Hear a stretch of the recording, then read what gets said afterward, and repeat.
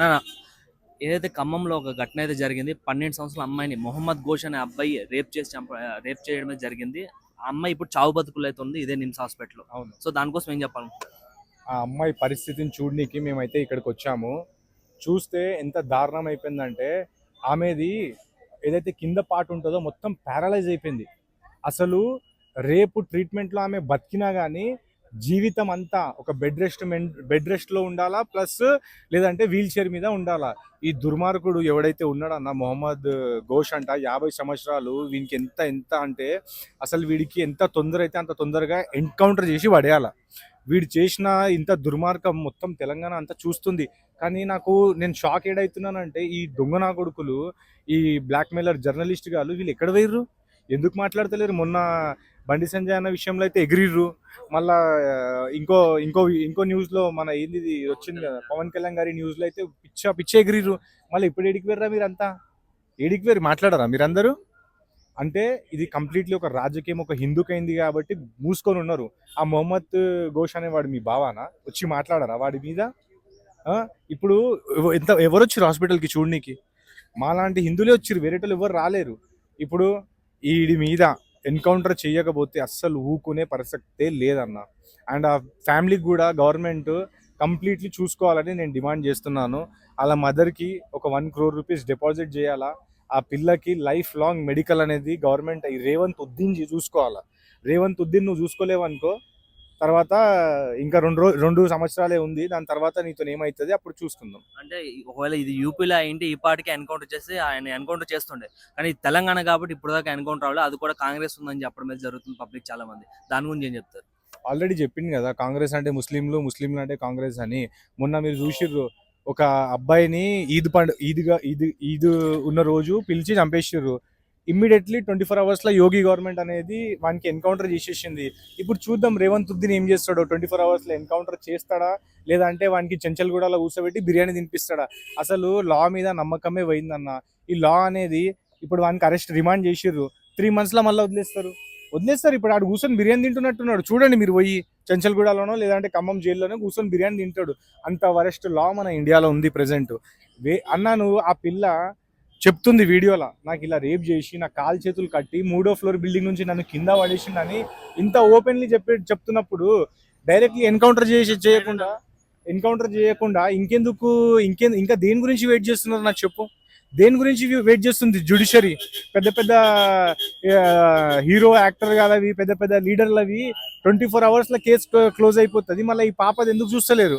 చూడాలి కదా 24 అవర్స్లో. ఇప్పుడు ఆ పాప ఓపెన్లీ చెప్తుంది, నాతో రేప్ చేసిర్రు, నా కాలు చేతులు కట్టి కింద పడేసిర్రు నన్ను. ఇంత చెప్పిన తర్వాత రేవంత్ ఉద్దీన్ నువ్వు పట్టుకొని మంది ఎన్కౌంటర్ చేయి కదా. ఎన్కౌంటర్ చేసి నువ్వు గొప్పగా చెప్పించుకో, నువ్వు ఒక గ్రేట్ లీడర్ అని చూపించుకో. ఇప్పుడు నిందితుడు ఎవరైతే ఉన్న మొహమ్మద్ ఘోష్ అని ఆయన బీఆర్ఎస్ పార్టీ ఒక నేత అని చెప్పడం అయితే జరిగింది. సో దీనిపైన ఎవరు కూడా బీఆర్ఎస్ లోపల ఎవరు కూడా స్పందించట్లే. మొన్న ఏదైతే పవన్ కళ్యాణ్ ఇష్యూ జరిగిందో ఆ ఇష్యూ లోపల కేటీఆర్ గారు వచ్చారు. కేటీఆర్ గారు వచ్చి బయట మాట్లాడారు. ఇది ఆ మ్యాటర్ కన్నా చాలా పెద్ద ఇష్యూ కదా ఇది. అవును, దీని గురించి మాట్లాడాలి. కేటీఆర్ గారికి ముస్లింలు ఓట్లు కావాలా. ముస్లింలు ఎట్లా అంటే నువ్వు వాళ్ళ గురించి యాంటీ మాట్లాడినావు అంటే వాళ్ళు ఖచ్చితంగా గుర్తు పెట్టుకొని మరీ ఎలక్షన్ టైంలో చూపిస్తారు. అందు గురించి కేటీఆర్ సైలెంట్ ఉన్నాడు. ఒక్క లీడర్ అయినా వచ్చిండా బీఆర్ఎస్ వాళ్ళు?